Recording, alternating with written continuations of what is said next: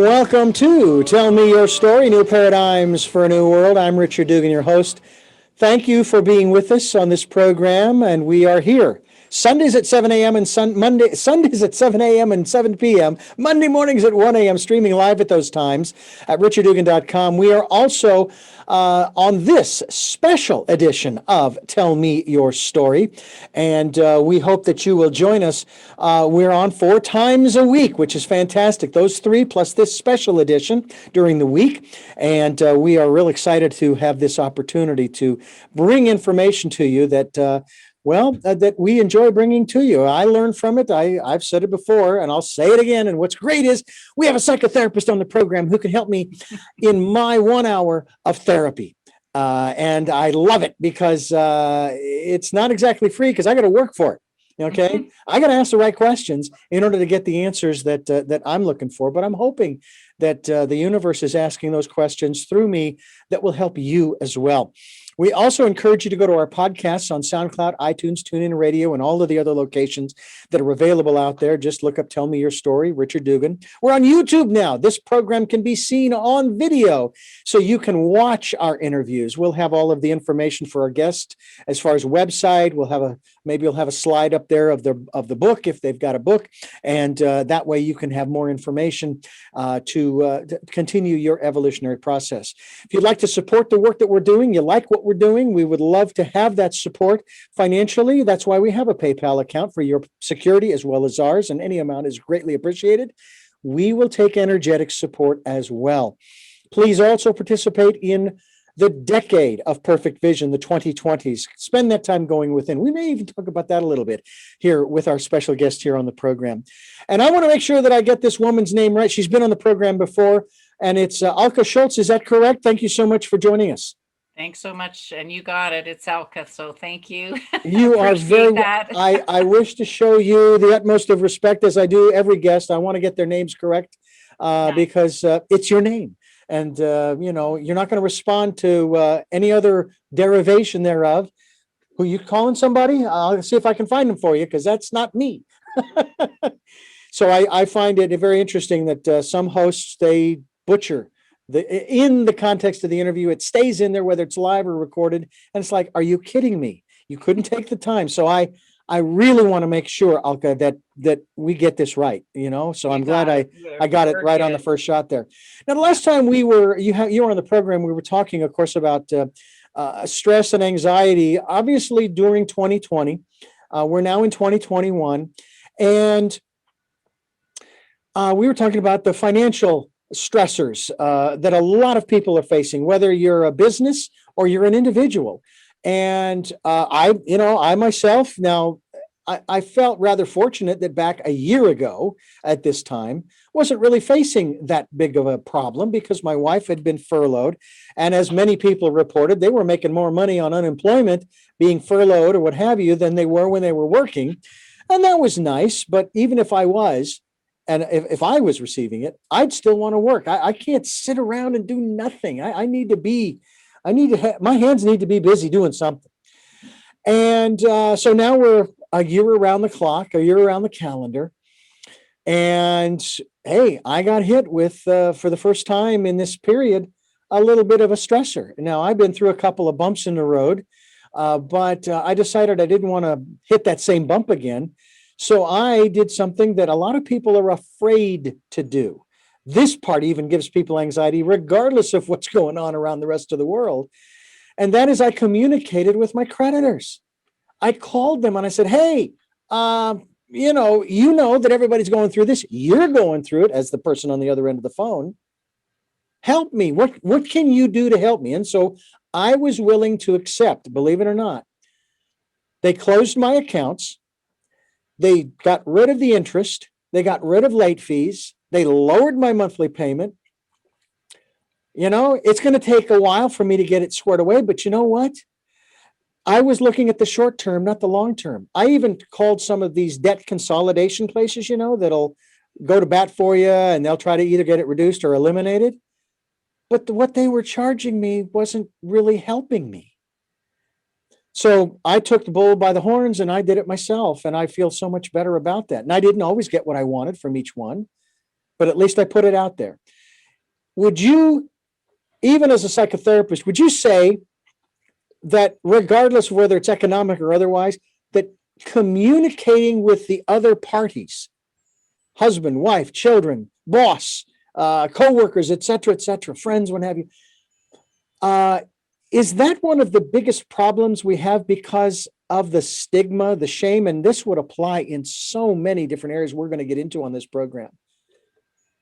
Absolutely. And Richard, you did a really good job. And part of the things that, we talked about last time is we need to be honest with ourselves and face the issue sooner than later. And the other thing that you did, which is really good, is to call the creditors, because their experiences, they eventually want their money. They don't really want to take your home. They don't want to take your car back.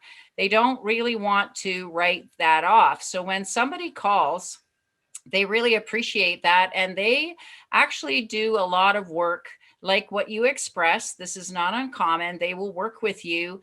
I've even known lease companies to make deals and say, you know what, on your next tax return, or if you get a lump sum of money, look, we'll settle off and we'll saw off. And they're just happy to, it saves them money. They get some money back, and they're just thrilled that people will work with them. So yeah, absolutely. And it's a hard call to make. That telephone, we call it the 25-pound telephone. It's like, we want to make the call, but we're nervous. We don't know how we're going to be received. So, your experience, I've had experience, and certainly have encouraged clients too, and they've had good experiences. And sure, it takes a little while, but they also help in budgeting. And here's something that's so beneficial, and you just mentioned it. I feel better. Yes, your self-esteem is intact. You feel empowered, and that gives you energy. And you know what? It will get paid off, and that in itself is just huge. And I think you mentioned something before, and it was shame. And yes, we have the shame of failure. We want to hide it, and then a lot of times we let the situation get worse. And then we think, and in your case, you're going, wow, all these things happened and changed. And I've had that experience as well. And so have my clients. So good for you. Yeah. Now, I'm just curious, is it really that much different? You're in Canada. Is it that much different there than here? I know that there are different laws, and businesses might be run slightly differently. Again, I don't know off the top of my head. Is Canada I'm capitalist, Canada, free enterprise? I'm saying the experience is the same. So yeah. Okay. The leasing companies, some of them are national, some are international. Yeah. And like I said, and credit card companies, there's one too. And they're interested in getting their money. They don't want to lose money. However, if they can reduce the interest to help people out, they will do that. And this is something that you can do. And so good for you to call and manage that. And it is a thing. Yeah. So and quite honestly, the worst thing that they can say to you when asking for help is, no, there's nothing we can do. So you're no worse off than you were before you called them. But at least normally what they do is they keep a record of the calls and the information. They'll put notes in your record and so forth. But one of the things that I also accepted when they told me, well, Richard, we're going to have to close your accounts, and that's going to ding your credit score and your credit rating. And I said, fine, because that's short term compared to, and this is what a lot of people are doing. And I'm sure bankruptcy filings are up this time, at this time. That's with you for 10 years. The little ding that you're going to get for a short time as you're paying this off with the card closed, that's not going to last that long, because once that starts to get paid down, that means that your credit limit to debt, or what you owe, begins to change. The credit limit goes up as far as what's available, and the amount that you owe goes down. So that's going to help your credit score as well. So you kind of have to look at it more in terms of the short term in this instance, I think. Now, electric companies, your utilities, not as much flexibility there, but a lot of them do have some programs, and especially if you're low, middle income, that kind of thing, they will work with you. I've communicated with my electric company, and they work. But the one key I think that is so important, and I'd love for you to address this, the person on the phone with you didn't make the rules. And they're probably in exactly the same situation that you are. They're facing the same challenges you are. And so it's real important for us to go into that conversation understanding that you're talking with someone who is sharing your experience. Absolutely.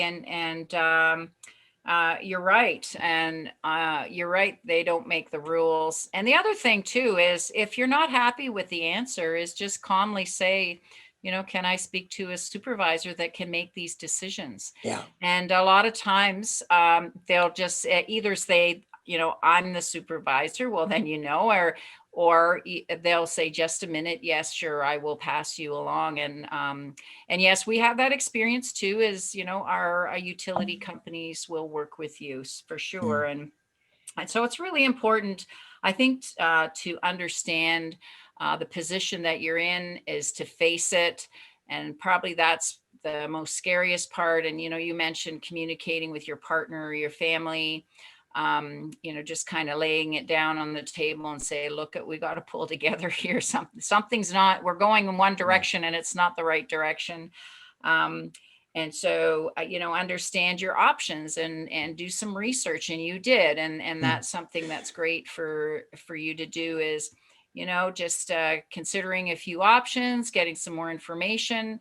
And then you realized, oh yeah, my option was I could call them direct, and you got some really positive feedback. So yeah, it's really important. Those are some great strategies. We are talking with Elke Scholz, and we are discussing the work that she does regarding Anxiety Warrior. There's the Anxiety Warrior Project, celebrating living life well. And she also believes that through creativity, we can clearly access our true potential. And all your life, of course, it says here that you have understood the connection between the arts and living for the elements interconnected. All the elements are interconnected at every level. And you're also able to simplify concepts and relay them to people, as we're going to do here on this program, in a simple, fun, and approachable way. I'm Richard Dugan. This is Tell Me Your Story, New Paradigms for a New World. And we encourage you to stay with us. We also encourage you to go to her website. She has a couple of them, but we'll send you to Elke Scholz. I'm getting it wrong. Elke Scholz. That's a nice compliment, though, Richard. Yes, it's a Freudian slip there, and it's ElkeSCHOLZ.com. You can find out more about the work that she is doing, as well as see some videos. Elke Scholz is encouraging you. She's a psychotherapist, to look into the work that she is doing that will really, I think, go a long way to help you through these challenging times, folks. I want to touch upon another area in this regard, and it's the definition. We like to define terms here on the program. Okay, sure, yeah. All right. We've heard the old sayings that money is the root of all evil. Whether it be true or not is not the relevant point here. We've heard other sayings about it. My question to you is, what is money? What is money? What is it? I know that sounds silly, but there are a lot of people who don't understand, and maybe we need to speak of it more from an esoteric or metaphysical perspective. Because we get ourselves all charged up, as we just talked about. We get very anxious when it comes to these numbers that with a negative behind them, in whatever the circumstance is. And I wonder if has a lot to do with the fact that we don't really understand what it is. Okay, sure. So money, one of the things that I learned, I actually, as a single parent, and in most of my adult life, lived in poverty. I didn't realize that at the time. I always thought I was lucky, and I always was able to manage somehow, and I made choices. So I was always aware of those things. And one of the things that I did learn and that shifted a lot of my life was my relationship with money. And Mm-hmm. exactly the question, Richard, that you ask is, what is money? And learning that money is an exchange of love. It is some kind of exchange. And when I started realizing that, and it changing my relationship and being happy to be able to pay my bills. And I'll tell you, that was a real curveball for me. To really, instead of dreading going to the mail, being excited to go to the mail and being excited that I could make those payments and actually pay for my mortgage and pay for my expenses. And when I did do that, things changed for me. And yeah, and so money, it's interesting that you said money is the root of all evil. I've heard lots of these are belief systems. Money doesn't grow on trees. Who do you think I am? Rockefeller. um, Rich people are crooks. I mean, I've heard all of those growing up. And of course my relationship with money wasn't good. You have to work hard. No, all these are belief things that we have picked up, and Mm. we don't need to feel that way. We can actually, look at money as an exchange of service. And what is service? Service is a form of love. And, Mm. when I'm exchanging something, and it's interesting how you said about, I've got to work for something. Well, that's an act of service, just like you're doing this program. Just it's this act of service is an act of love. And does it always translate into a dollar? I don't know. Mm-mm. Mm-mm. And it doesn't matter. And the other thing people talk about is tithing. So that comes to mind. And some people are very strong about that 10%. And it's up to you again. And it's about an act of love, not an act of should. And when we share, and we're just I was just on a chat a little while ago, and some of the things we're thinking about is a lot of our musicians have been devastated this past year, and there's some of us that have been able to work. So what we're thinking of doing is having, and I'm planting this seed, is having some small house gatherings, or perhaps yard gatherings, hiring the musicians. So just small venues, paying them, and they get a chance to do something they love, and trying to give back and rebuild the arts in some way that is honorable and helpful. And frankly, that idea totally excites me. I know I've got a few friends interested. And so, we're going to keep the venue small. And however, it's a way to give back, and look at what the gifts we're going to get is live music. And how wonderful is that, Yeah. right? Oh, So, yes. And just a simple thing, right? yeah. Well, I've spoken about this many times on this program over the years, that there is a universal law that there is always an exchange. As Yeah. much as you would rather give than receive, you can't fight that. It will happen. But as you just stated, it doesn't always come back the way we think. I mean, my early years in broadcasting, when I was doing interviews, and I was working then back in the 80s for minimum wage, which when I started in 1980, 81, it was $3.65 an hour. And when I left that station 15 years later in 1995, my salary was $7.65 an hour. Double. That was it. Double the minimum wage was what I was making after 15 years. And I could have taken the attitude of, oh man, they don't pay me enough, so I'm going to go ahead and take this. I'm going to take that. I'm going to take this. I was given an opportunity to do interviews. And as I began to do these interviews, I would get the books or the CDs if it was a musician, what have you. I would get to do the interview and hone my talents, my skills, my abilities. I would get the contact. I would get the connection with this person. Some of these people I've had on this program, Tell Me Your Story, and as well. And so I began to take a look at the exchange. How much would that have come up in dollars if I had converted all of that I just mentioned into dollars? Would I have earned? And it would have been way in excess of $7.65 an hour. But the beautiful thing was, those were things, especially the abilities, the skills, nobody could ever take away from me. CDs and the books and all that stuff, the connection they could never take away. The conversation, the networking, if you will, they could never take away. So that's why I got to that point where I said, there is always an exchange. I may not see it in my paycheck or in my wallet, but I will see it in other ways. And it's just been phenomenal. So that's something that's really helped. As we continue, I want to talk more, Elke, about methods that you have developed to help people to get beyond the anxiety and the stress that we are facing today.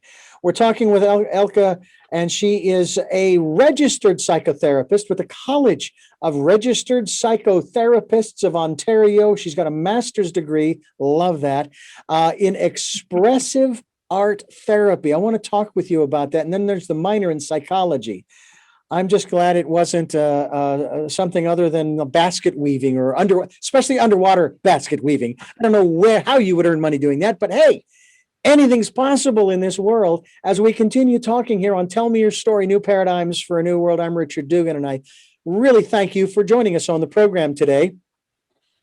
We are talking today here on Tell Me Your Story with Elke Scholz, and she is a registered psychotherapist. And I want to ask you about the ways in which we can, and I'm actually going to dive into this one, your major, your master's degree in expressive arts therapy. I found it interesting, for example, when George Bush Jr. retired from the presidency, if you will, he lived out his full 2 terms, and he began to paint. Who knew that this guy was a painter while he was a president? And I'm not getting into politics. I just thought, wow, I didn't know the guy had art in him. And of course, I haven't really seen much of his art. But then again, there are going to be people who are going to go gaga over it because maybe it's him. Maybe it's because of the style that he's chosen. I don't know. There are people who work with clay. There are people who work with rock, and sculpting and that kind of thing, in many different modalities. Why did you choose, and how is it that you were able to get a master's degree in expressive art therapy? How is that a therapy? Well, one of the things, Richard, is, let me explain what expressive arts is. So expressive arts isn't necessarily painting or drawing a pretty picture. It is expressive, and all of us can either drum and make sounds. We can express on paper, whether it's with pastel or paint or pencil, and we can express lines, whether they're angry lines, happy lines, silly lines. That gives you kind of an idea. We can express with color. So there's different ways of making expression. And so expressive arts actually works with neural pathways in your brain. So it's actually a science, which is very fascinating. And and I do work with people, especially with trauma, sometimes, a lot of times the person cannot express with words. So I have them express with getting that, whether it's the painting outside of them or that expression of sound outside of them. And we do many different ways, using whether it's collage or actually using musical instruments, movement sometimes, psychodrama. And what happens is, when you're taking that person through that space, of creativity, the brain and the neural pathways are fired in very different creative ways.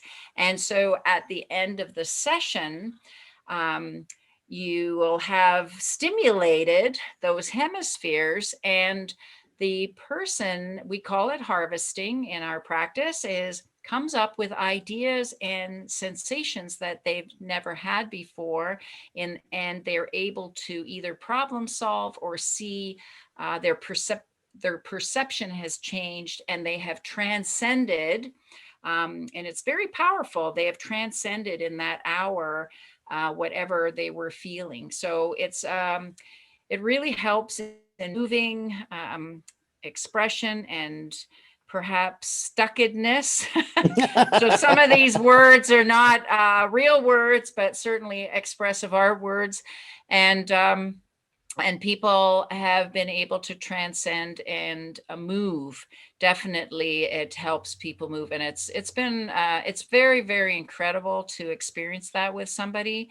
And so yeah, so that has, and how I came about that was simply by being intermodal as a facilitator. And I actually wrote my first book before I got my master's, and I was very experiential in the book, and the proof was in my classes and my students. And by the time I took a course, my teacher said, "Welcome home." And that's where I learned there's degrees, actually even doctorates in expressive arts all over the world. Yeah. Wow. Now, I would also think that this would also include writing, maybe poetry or story writing, and not necessarily writing out the stories of the trauma, although I'm sure that that would come up. But it's more getting it out from the inside. Yeah. Yeah. That's the important fact. Yeah, very definite. And I have actually in the book too, in Loving Your Life, there are some, I call them word games. So you can even play with the words. And I have a word bowl in my studio, and it's fascinating, really. And even the clients afterwards are just going, "Whoa, that was in me," and brings such wisdom to their lives. And we typically call ourselves change agents. I like it. Yeah. I like it. Matter of fact, looking at the page on your website, which happens to be elkescholz.com, you have your books listed here. One of course, Anxiety Warrior. Then there's volume 2 of Anxiety Warrior. You just mentioned Loving Your Life. And then you also have an Earth Kit, anti-anxiety toolkit. We'll talk a little bit about that.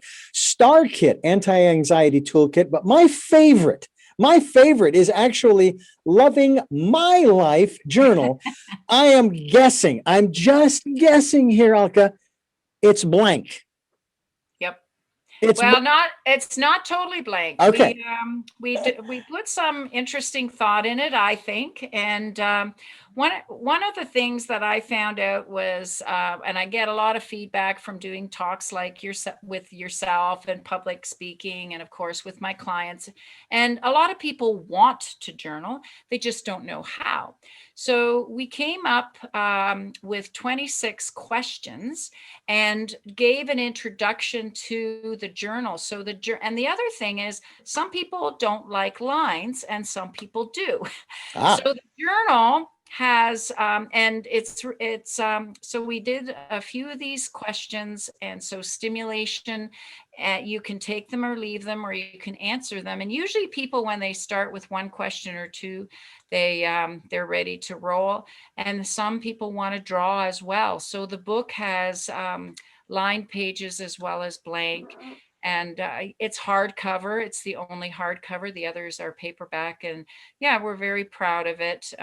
So thank you for asking. That's very cool. I mean, I think that's very important. I haven't in a long time journaled, but I have like 5, 6, or 7 books of handwritten journals that I did starting from the age of 21. I was actually given a blank book, and I don't know, it just seemed like the right thing to do. And so I did it on and off throughout the next, 10, maybe 15 years. And every once in a while, I'll go back and I'll read it. I'm going, did I really say that? No, come on. Unbelievable. But those are the things that are available through her website. Again, alkaschultz.com. And we will be linked to her website as we continue here on Tell Me Your Story, talking about the work that she is doing. As we continue, I want to ask about EMDR. What is EMDR? And we will ask her that question in just a moment. But I want to remind you that this is Tell Me Your Story, New Paradigms for a New World. We are here Sundays at 7 a.m. and 7 p.m., Mondays at 1 a.m., streaming live at those times at richarddugan.com, as well as this special edition of Tell Me Your Story. We podcast these programs on SoundCloud, iTunes, TuneIn Radio, Spotify, Stitcher, Player FM, TuneIn, Blueberry, and many other locations. TuneIn Radio, I think I said. Also on YouTube, where you can watch these interviews. I hope that you will watch these interviews. And also, we will be linked on our website to elkeschultz.com as we continue talking here. What is EMDR? And I want to say here, before you answer that question, that what I love about the description in the first sentence or two on your website is you are using an acronym to fight an acronym, PTSD. So I don't know, it just seems appropriate. So tell us, what is EMDR? Yes, we need to have those insights and sense of humor for sure. So EMDR is actually fits so well with art therapy, and it's kind of interesting. It was coined or given that acronym about 40 years ago by Francine Shapiro, and she named it eye movement, desensitization, and reprocessing. And it caught on so fast. It's a top tier therapy in the world. It has so much science background to it and research. However, she has often said that she wished it was just about reprocessing because it's not about the eyes particularly. It is about reprocessing memories, not changing them. Very well goes with expressive art. So yeah, and a very powerful as well therapy. Yeah, and so it actually helps people with hard memories to calm those memories down. Well, there is no question that we all are in desperate need, if I can put it in that context, of some kind of support. But in my working with another organization, a nonprofit, and it's called the Dead Poets Foundation, co-founded by Mariel Hemingway, and she has talked a lot about this whole issue of mental health. And one of the biggest things, and I think we kind of mentioned this at the front end of the program, is that we need to start talking about this stuff. And as bad as the pandemic has been for some, and maybe collectively for all, there have been some very profound and positive aspects, and they are of note, the conversations that we're now having about a lot of these issues, especially mental health. And they're saying that even if the pandemic is finally declared over, we in this country, but I'm sure it's a global issue, we are facing a global mental health, maybe not pandemic, but maybe epidemic. And if we don't start talking and acknowledging that we're not alone, and we tell people this, we're going to have bigger problems down the road. Your thoughts on that? Absolutely. You are bang on, Richard. Part of the thing is the fallout of mental health has been devastating, and I wish I had better news. And you're right, we need to talk about it. The stress level has really been hard on people, and that is going to be a much longer recovery. And I wish it was different. And I think that's why I do these programs. I'm very driven to help, and I'm so glad that you do as well. And the books, I always say they cost less than a pizza. So the idea is that they're approachable, and my whole focus has been to put strategies in there that are accessible. So, and it's so important. And my experience, I know you asked me before, what was my experience in my clinic, and the cases are more extreme. People have lost their homes, their livelihood. Those are some extremes. So we're trying to, like now it's kind of nice. Some of us have been able to work. So it's how can we help? How can we reach out? And our resources aren't really, haven't been adequate, not in Canada. I know, I think everybody has tried, but we're all falling short. And so, yeah, we've, that recovery is going to be years, or for some people, they're not going to recover. Yeah. Yeah, but we need to reach out a hand and say, hey, you're struggling. I get it. Hey, I'm here. You're not alone. You're not alone. People to reach out, and yes, I'm grateful for when they do. And I don't know what programs you have, but I know here we have programs. People are adding some pro bono sessions. They're trying to, and I mean, the thing is putting out even these YouTubes, is the strategies are there. So if you can't afford the therapy, check out the YouTubes. And there's topics very specific, and it doesn't cost anything. And that's what we're trying to do. And you're right. I think it's, and the stressors come in different ways. So if you're finding you're not sleeping well, that's probably number one. If you're not getting enough rest, that has got to be a focus of trying to get that rest as best you can. If you're finding you're irritable or impatient, perhaps just feeling that you're snappier or less happy, try and step back and how can you support yourself, right? Yeah, absolutely.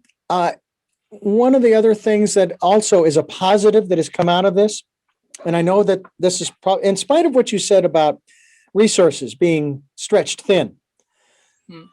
What I have noticed here in this country in particular, obviously my point of reference, is that the resources are coming out of the woodwork. Companies are stepping up. Restaurants in particular, especially those that have been locked down for so many months, they've got inventory coming out there, and they don't want it to go bad, and they can't sell it the same way that they were doing it. So they would make meals and give them to people who needed them, whether it was the homeless, whether it was people who were just in need. They still had their homes, they still had a shelter, but they just needed. And then, of course, there were the food banks. Yes, I know they were stretched thin, but somehow, some way, they managed to come up with the food. And I'm going, I've always believed this. And this maybe goes back to that aspect, not only of there's always an exchange, but also in terms of the attitude of lack that seems to permeate our culture. And what it's showing us is that there is an abundance of everything. It's not about the supply, nor is it about the demand. It's about the distribution. And what I have seen is during these times, this past year, is that the distribution has just gone full tilt in favor of helping people. To me, that is one of the greatest outpourings, and I hope it doesn't stop. I really hope that and maybe it's been a good thing that it's been going on for a year, because now it's sort of become a habit. Yeah, and I think that's a great, a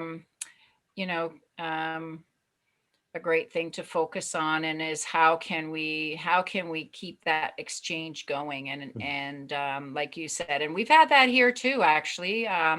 We had some, we call them, I don't know, everybody's had different lockdowns.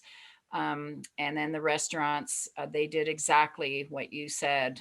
They had all this produce, they put it out there and said, look at, we don't want this to go bad. So if Yeah. anybody wants it, and, they were able to do that. So that's really been good.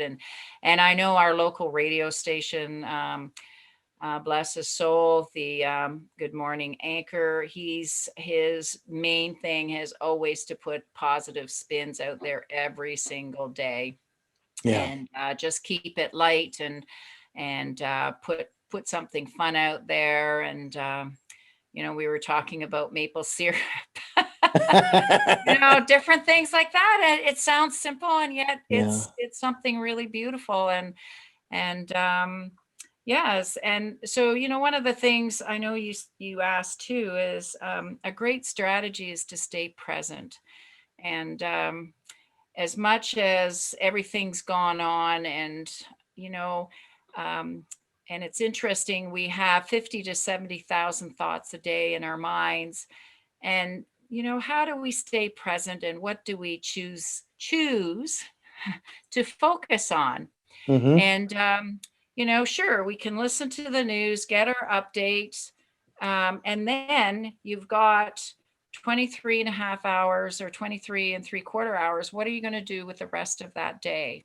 How are you going to focus your time? How are you going to focus your thoughts? And part of that is looking around. We are walking miracles. Just the fact that we wake up every day is a miracle on this planet. And and then, what can we do for our neighbor? And start looking that way, and thinking about and focusing, what's in front of us. What about our families, and the home that we do have, or the community that we do have? We can focus on those things. You can watch more of Richard's YouTubes. I would appreciate that. And it's only just begun. It's only since, I guess, September of last year, 2020, that we've been posting those interviews. And it doesn't sound like a lot, but I'm grateful for whatever the number is. I actually have right now about 19 subscribers. Okay. Nice. And you know what? I even talk about the number of listens on SoundCloud through the various links. And I mean, it's up to 33,000 after 3 years, 3 years now and a few months. And again, I don't know how that breaks down as far as what that really means. All I know is I'm just glad people are able to listen to these programs. And this is, of course, Tell Me Your Story. And we're talking with Elke Scholz, and she is sharing with us about loving your life, a great a book that she has available. It's illustrated on. It's an illustrated how-to book, basically becoming your own, become who you are, and loving it through passionate, creative living. You also have the Anxiety Warrior, Volume 1 and Volume 2, with contributors.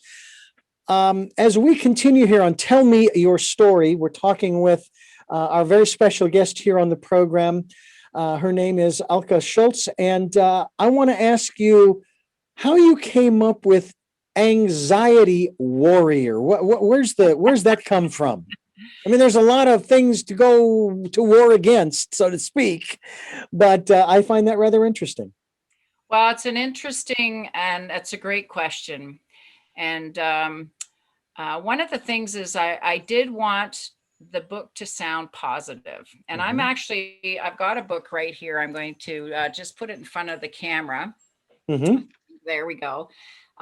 So what you see is a yoga pose. And that yoga pose is Warrior 1. And I'm just going to show you number 2. And this is the yoga pose, Warrior 2. And I wanted to, I mean, I have anxiety myself. And it's interesting when you said we need to talk about it. We didn't talk about it when I was growing up. And, it took me till my mid 30s to realize that I was struggling with anxiety, and depression usually comes with anxiety. So, there's that story. And then it became a fascination to discover, with the layers of anxiety, the causes of anxiety. So when it came time to the title of the book, the warrior isn't so much a fighter, however, an archetype. Ah, Archetype of strength, of managing and overcoming. And so, not a warrior to kill or to maim. And I actually talk about that in the beginning of the book. And it struck me as I practice yoga, as you probably imagine. And I was doing a pose, and it is one of my favorite poses, is Warrior One. And I just went, oh, that's the title, Anxiety Warrior. And because the warrior pose, it's a pose of strength, of stability, of balance. And then the wings, it was also this idea of that we can fly. And yeah, so well, the one significant thing about those two images, those two poses, yes. is the fact that in both of them, and I don't know whether it's the left or right leg, is out there. It's in front, as if to say, I'm going to face this head on. I'm coming at you. Okay. Yep. Not an attacking, as you said, this is not about attacking, but in terms of standing my ground. I'm not going to let this take over my life. I'm going to stand my ground, and I am going to go through it. That's very important, isn't it? To go through Absolutely. it. To step through and to step forward. And one of the things when I do sign the book, I say, we can do this. It's about taking that first step. And once you can do one step, you can take the second step. And the books are full of strategies. It's like a smorgasbord. And just getting to know which ones work for you. And they're simple. And yeah, so I'm Hmm. very proud of them. And people that have them, it's changed their lives. And that makes me happy. That it changed Fantastic. their lives. Now, you weren't born with anxiety or distress. So it seems pretty obvious, obviously, with the conversations that I've had on this program and what we've been through for the last 40 years in terms of psychology and psychotherapy and all of that type of stuff that's available, the self-helps. Then obviously it was what I love. One of my guests used to say that it's the BS that we were given, and she wasn't referring to the one everyone's thinking of. She was saying the belief systems, that BS. Where did this begin for you? And when, after it had begun, did you realize I need to do something about this and I need to share this with others? Well, that's a really big question. We got time. We've got time. You might have to break it down or interrupt me. So it's interesting. You're right. We're not born with anxiety. And I mean, I could tell you my story. It started at birth. I was separated from my mother the first 3 days of my life. Hmm. So that was very anxious for her, and obviously very anxious for me. And then being a highly sensitive child and having that character trait and different situations, anxiety can compound in us. And back then we didn't talk about it, like I said. And so in school, my first language wasn't English, it was German. And I also have a mild dyslexia. Again, that wasn't addressed, where we address that very quickly with children now. And I always thought that it was because English wasn't my first language. I had to go to remedial reading classes. And I still switch words and switch letters, and numbers are a challenge. And I've learned to live with that. And I'm not so worried anymore about switching my words or stuttering or stammering, because I know it's just part of my brain. And my intelligence is more in essences and sensations and in the art. So being a therapist is the perfect job for me. And so then, yeah, it wasn't until it was not until my 30s, and I was actually reading a book on anxiety for somebody else. And as I'm reading this book, I'm thinking, oh my gosh, this is all about me, and this is what I'm going through. And I actually did go to my doctor, and I talked to her about it. And she said, yeah, she always knew that about me. And she was just waiting for me. She's a good doctor, actually. And yeah, so my journey, it was a real journey of discovery, of changing my mind and those 50,000 to 70,000 thoughts, changing those and saying, okay, I always felt lucky. However, I wasn't feeling it. I wasn't feeling great. I wasn't enjoying and loving my life as I do now.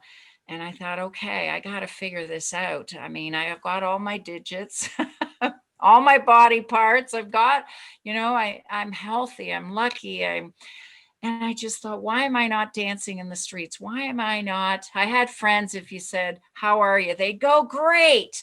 And they meant it. And I wanted to be that person. So that started the journey. Mm.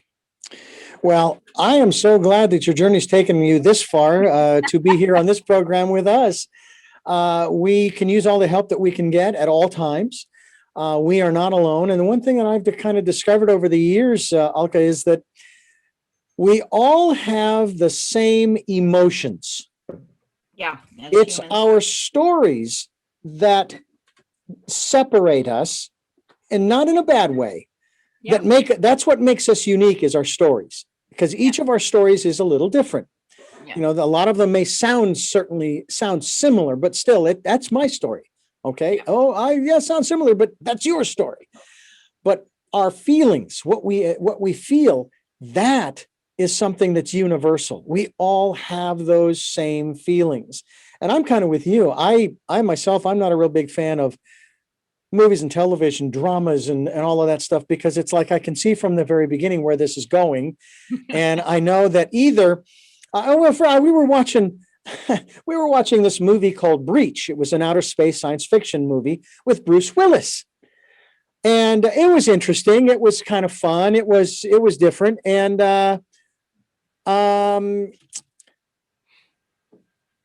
I was disappointed because Bruce didn't save the day. He died. Okay, wow. Spoiler alert, ladies and gentlemen, he died. I couldn't believe it. I was like, really? He's supposed to, because if there's an asteroid or a comet heading our way, I'm calling him and his crew, Tommy Lee Jones and Clint Eastwood and the crew, and I'm going to send them up in a shuttle and they're going to save the day. And he didn't. And I was disappointed. But what I've noticed is that in a lot of these dramas, I remember Batman versus Superman. I use this example all the time. If they had just done at the beginning of the film what they did at the end of the film would have only been 15 minutes long. Nobody ever would have watched it. There'd have been no reason really to make it, because it wasn't until the end of the film, the last 15 minutes, spoiler alert, they had a conversation about why they were fighting each other. And it turns out that they had a complete misunderstanding of where the other was coming from.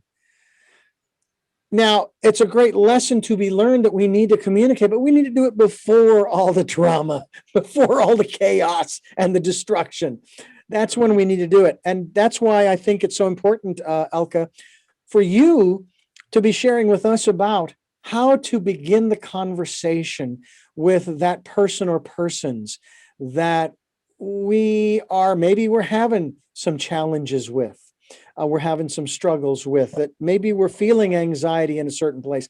I mean, hell, I was working for a radio station back in Phoenix, back in the late 90s, where when I was hired, I was treated like the boss's best friend. 4 weeks later, after I was in the position that he had actually hired me for, he treated me as if I had just killed his best friend. I mean, it was horrific. But I wasn't going to give him the satisfaction of quitting. So I would hide out in the production room or the control room or someplace to avoid him, because I didn't want to deal with that hostility. I mean, it was an extremely hostile work environment. They finally laid me off and gave me a massive severance package. In broadcasting, you don't know this, and most people don't. You don't get severance packages in broadcasting. No, when they let you go, you get what you get, your final paycheck. That's it. So I took that as they were saying to me, yeah, you're out of here, but we know that we did you wrong. Mm. And that was my situation. And I did try to talk to him.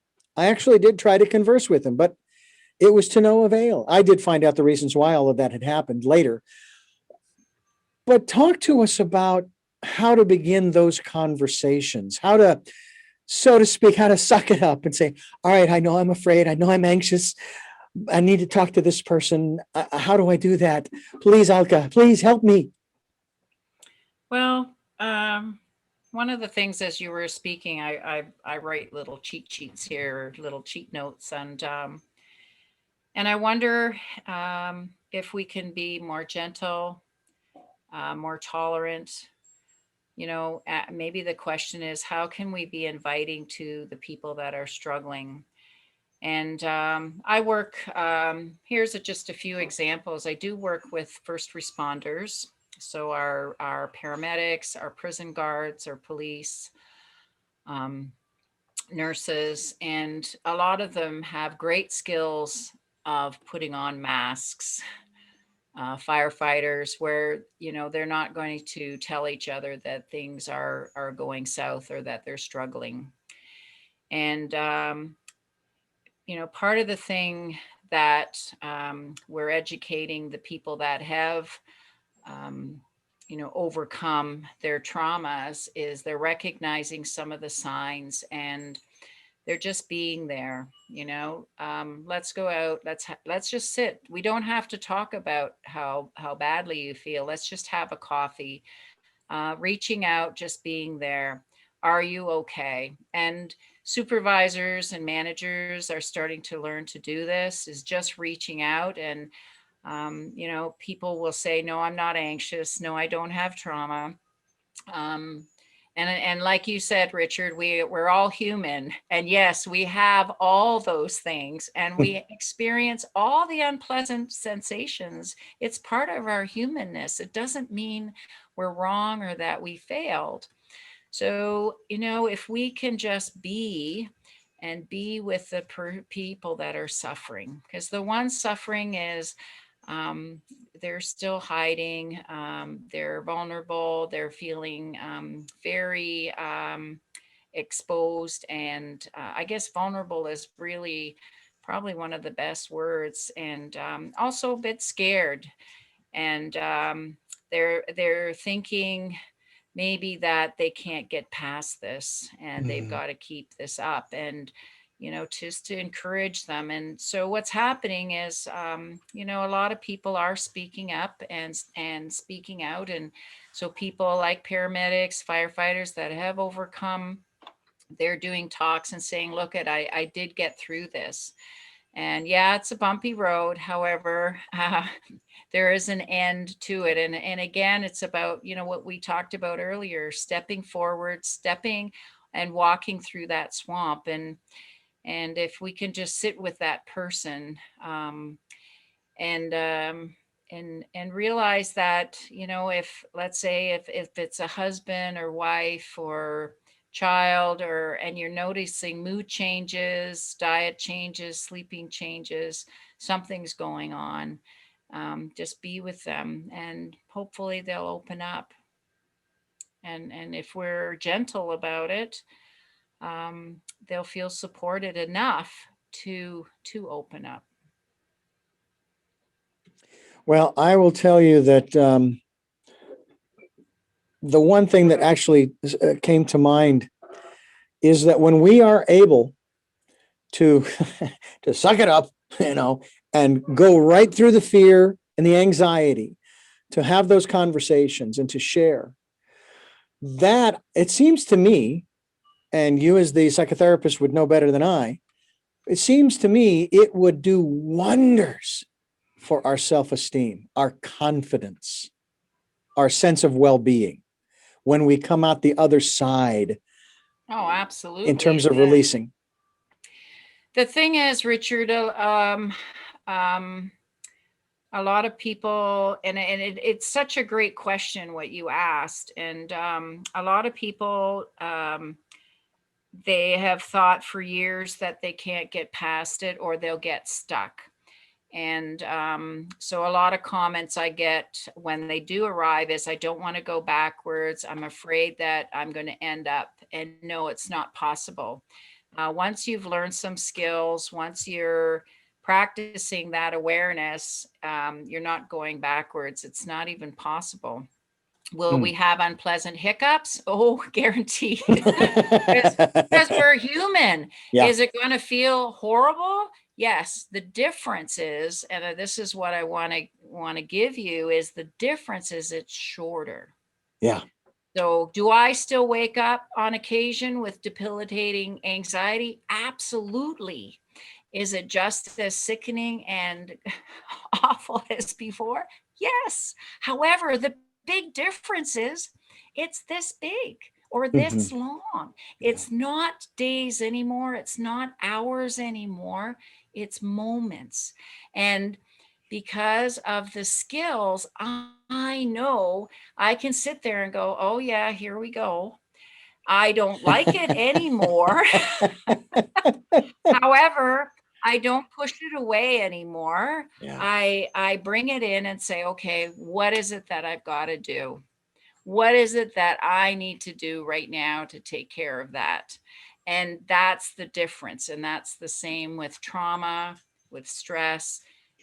The change is in that we have the strategies. And I'm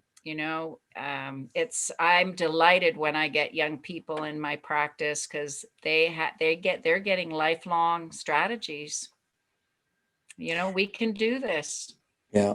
This is exciting. It really is. And I really do encourage people to go to your website. It's exciting. Well, it's exciting because if we can become that anxiety warrior and step into the fear, as I said, we empower ourselves.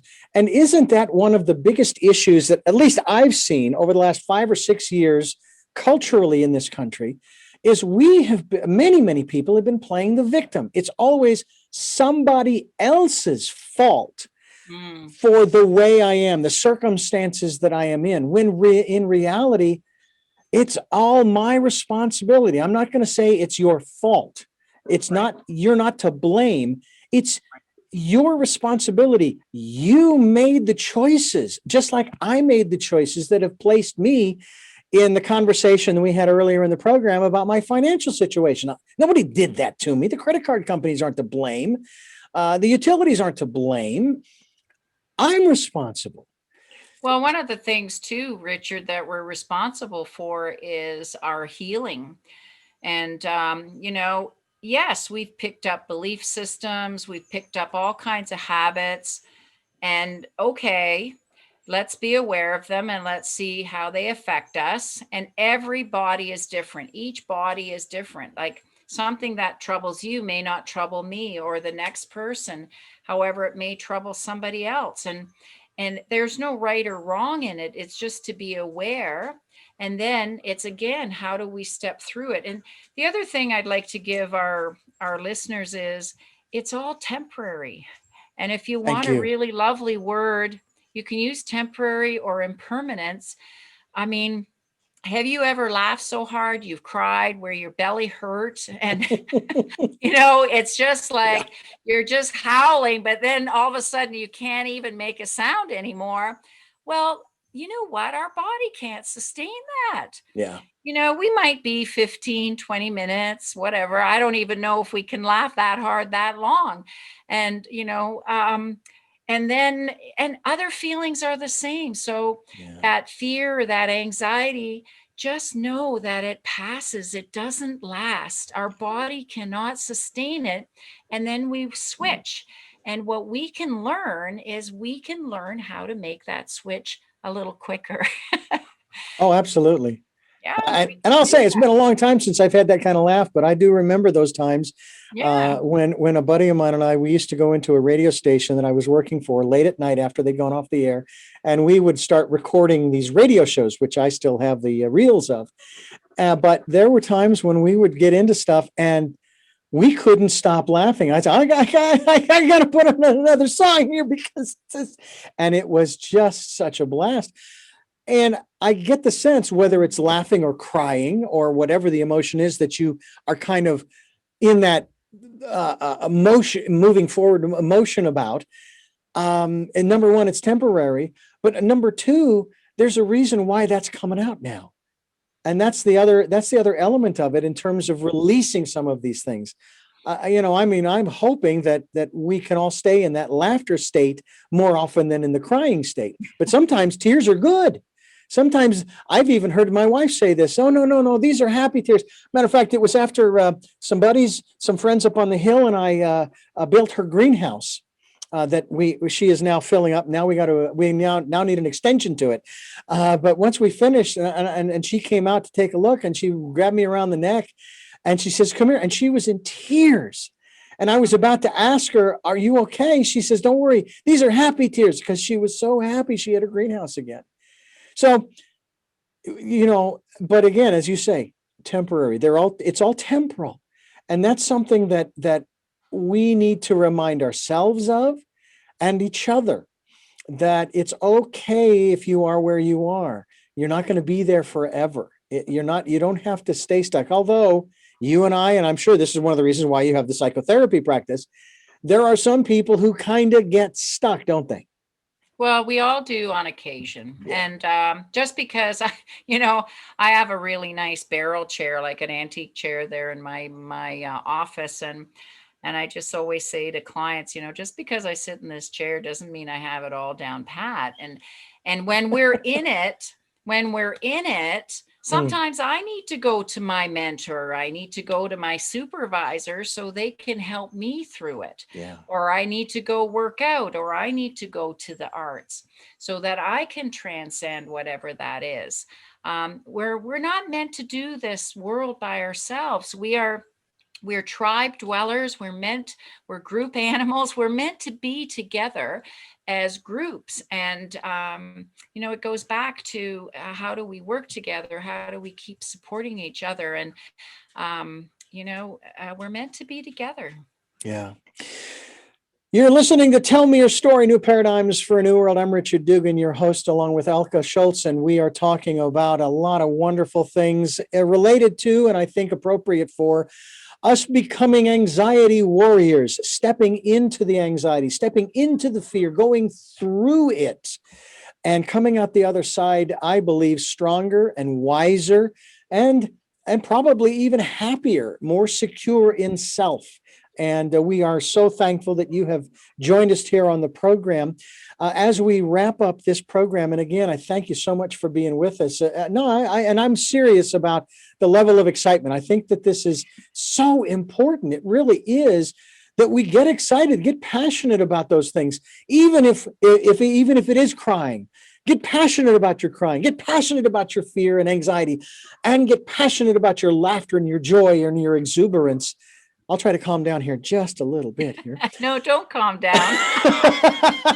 It's great. I love it. You know what? I'm so happy that, we can talk again, and I'm so passionate about this, and it gets me excited. And I've been looking forward to this, and, it makes my day. So I'm really happy too. Yeah. And so thank you. Yeah. Thank you for following your passion. Well, I'd also let you know that my wife has joined us. There she is right there. That is her. She's standing before a tree. That is rather, I'm going to swing around this way for those on YouTube. No, I saw it. It's right there. Yeah. Is that not beautiful? That is one awesome tree. She's standing there, and I saw her standing looking at that tree, and I'm going, what honor she and the tree are exchanging. And it's just, they're both blessing each other. And that's what we need to do too, is spend some time out in nature, and just soaking all of that in. Blue skies, gray skies, snow, rain, doesn't matter. It's all good stuff. And this is all good stuff with Elke Scholz, and she's been joining us, elkescholz.com. We're asking you to go to her website, to continue your evolutionary process. Before we let you go, I asked you before, but hey, sometimes the answers change. I've got 3 questions I'm going to ask you. You may have addressed them during the program, but I will ask them directly. Before I do, I let our listeners know, you, the listener, the viewer, you know that we are here Sundays at 7 a.m. and 7 p.m., Monday mornings at 1 a.m., streaming live at those times at richarddugan.com, as well as this special edition of Tell Me Your Story. We are also on SoundCloud, iTunes, TuneIn Radio, Spotify, Stitcher, Player FM, Blueberry, and many other locations you folks are reposting us to. We also encourage you, if this resonates with you and you'd like to be a part of the work that we are doing, we would be gratefully appreciative of any support you could give us through PayPal. We have a PayPal account for your security as well as ours, and a link on our homes page as well as our missions page, where you can read a bit about what our mission is all about, what we're here to do, what we're striving for. And we also ask you to participate in the Decade of Perfect Vision. We didn't get into intuition. We'll get that next time you have you on the program. We will have you back to talk about the importance of going within. And you can't deal with what we've talked about this entire hour without going within. It's impossible. So we'll get to that next time. So before we let you go, first of 3 questions, who is Elke Scholz? Who am I? I am a snowshoer, happy pet owner, and author, and piano player. What is it that you hope to or want to achieve through the work that you're doing now? My passion is, if I can make your life easier, smoother, happier, that's my passion every single day. If I can do that some way, yeah. And finally, what is your life's purpose? That is my life's purpose, is my life's purpose for years has been to make your journey easier. If I can do that, then I'm happy. I'm thrilled, actually. Well, Elke, I want to thank you so much for joining us. Elke Scholz, aka Elke Summers, here on Tell Me Your Story. Thank you so much for joining us. There you go, dancing around and singing a song. She was phenomenal. She really was. I remember her. I do. But we thank you, Elke, for joining us here on the program and sharing your story and your insights into becoming an anxiety warrior.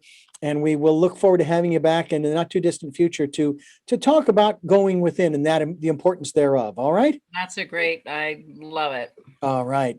We will plan on that. And we thank you for joining us here on Tell Me Your Story, New Paradigms for a New World, giving you choices and knowledge of those choices to help make your dreams come true. I think I can do this. Yeah, there you go. I think I got it. And until our next broadcast, podcast, videocast, love to lol.